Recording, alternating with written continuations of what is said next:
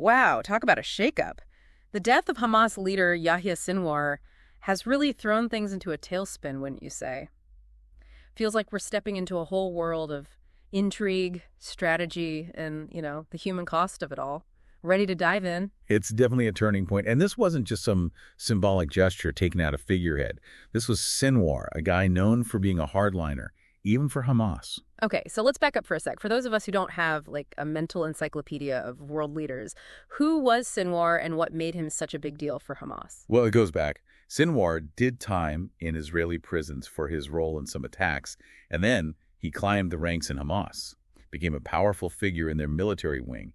And let me tell you, this wasn't a guy interested in peace talks. So his death is a major blow to the organization. Oh, absolutely. Wow. Symbolically, strategically, you name it, it's huge. But here's the thing.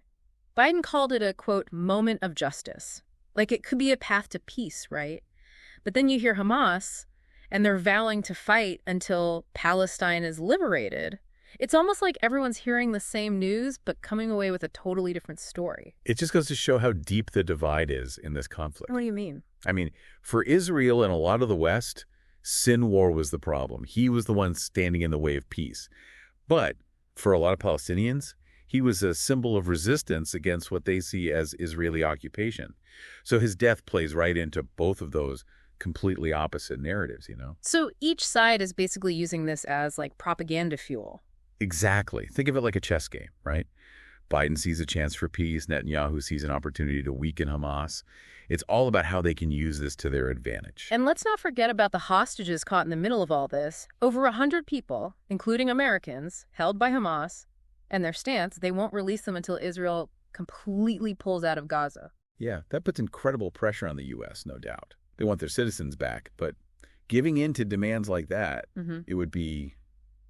well, there'd be huge consequences. It's heartbreaking. I was reading about this courier theory, and it sent chills down my spine. It said that intelligence might have found Sinwar because they were tracking his communication, maybe even stuff about the hostages. Reminds you of that whole Osama bin Laden situation, huh? What so? Remember, they finally found bin Laden after years of following his couriers, the people he used to communicate without being detected. And it makes you think, even in our world where everyone's connected, needing to actually communicate can be a major weakness. Wow. So even the most powerful people leave a trail. So what happens to Hamas now? This has to create some kind of power vacuum, doesn't it? Oh, absolutely. It's like you flip a coin, right? Heads or tails. A power struggle within Hamas could seriously weaken them, maybe even open a door for negotiations. But then again, on the other side of that coin flip, it could make them even stronger. A more united, even more furious Hamas, fueled by a thirst for revenge. Not a pretty thought. Yikes. So how's the rest of the world reacting to Sinwar's death? It seems like everyone's got something to say about it. Oh, yeah, it's all over the place. Yeah. Really shows you how fragile things are right now, geopolitically speaking, How so? Well, you got Biden and Scholz, right? They're hoping this whole thing could actually pave the way for a ceasefire, get those hostages home. Fingers crossed, but is that even realistic? I mean, given what Hamas wants. That's the thing. They're calling for a full Israeli withdrawal from Gaza. And on top of that, the release of Palestinian prisoners. Pretty big asks. Yeah, hard to imagine Israel going for that, especially now. Exactly. And to make matters even more complicated, remember those accusations against Netanyahu? Yeah. The one saying he's blocked ceasefire deals before? Oh, right. Those are popping up again. Yep. Adding another layer of, distrust to an already very tense situation. So we've got distrust, high stakes, and then bam, Russia enters the chat, offering to mediate. What's Putin's game here? Do you think he really cares about peace? Russia.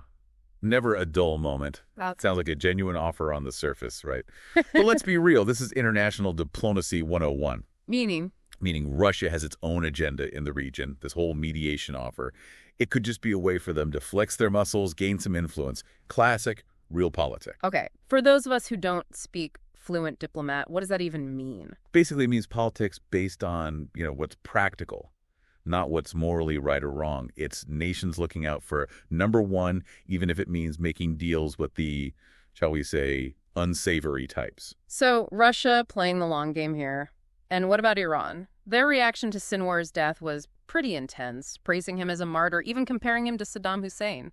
That Hussein comparison, that speaks volumes. It tells you a lot about how they see Sinwar and their whole stance on this Israel-Palestine conflict. And let's not forget, Iran's been backing Hamas for years now. Money, weapons, you name it. It's easy to forget that this isn't just about Israel and Palestine. You've got major players like Iran adding fuel to the fire, which brings us back to the hostages. Any chance we'll see them released anytime soon, especially with all this geopolitical maneuvering going on. Honestly, based on what Hamas has said, Right. not likely. They're using those hostages as bargaining chips, plain and simple. Until they get what they want, I don't see them budging. And what they want seems pretty unrealistic. A full Israeli withdrawal from Gaza is a tough sell right now. It's a stalemate, a deadlock, and these hostages are caught right in the middle. A harsh reminder of the human cost of all this.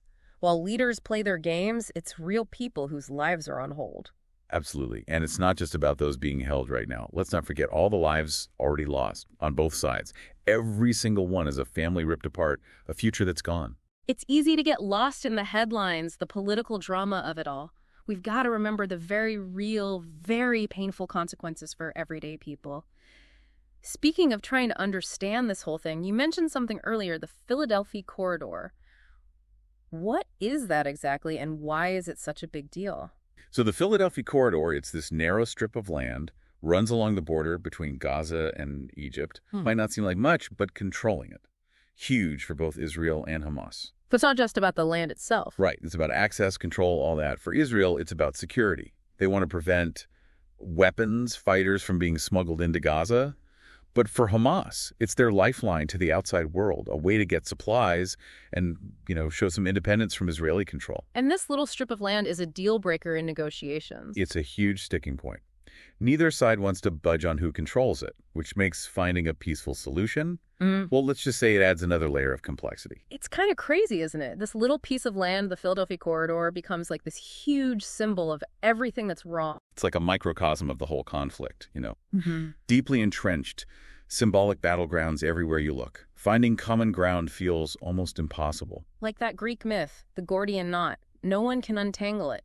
And it's everyday people who are stuck right in the middle of it all. Exactly. It's a tragedy. We desperately need a solution, even if it seems impossible to even imagine right now. Well, you've given us a lot to think about today. We've covered so much ground: Hamas, global politics, even that little strip of land, and why it matters so much. It's complicated, no doubt about it. But you can see how one event, like Sinwar's death, can have these ripple effects across the globe. Yeah, creates new possibilities, but then again, old tensions can easily resurface too. Exactly. Predicting the future is a fool's game. Right. But we can look at the situation, try to understand what's really going on. Sinwar's death changes things, that's for sure. But will it lead to more conflict? Or could it maybe, just maybe, open the door to some kind of peace? The million-dollar question, right? And I hate to say it, but there's no easy answer. Dangerous and uncertain, that's the road ahead. It seems that way. And even if they somehow manage to get back to the negotiating table, both sides are so far apart on what they want, it makes you wonder, can they even find a compromise? One that keeps Israel safe, but also gives Palestinians the self-determination they've been fighting for. Big questions. Important questions. And honestly, after decades of this, broken promises, so much loss, is there even the will to try for a lasting peace on either side? It's heavy stuff, no doubt. But we can't look away because ultimately this isn't just about leaders and governments, is it? It's about people. Israelis, Palestinians, everyday people who just want to live their lives without fear, without violence. It's about finding a way to build a future where hope has a chance, where talking is more powerful than bombs, where differences don't have to mean war. And on that note, we'll leave you with this. What can we do, each of us, to make that kind of future a reality, even a little bit? Because even the smallest steps toward understanding, towards peace, those are steps worth taking. Thanks for joining us for this deep dive.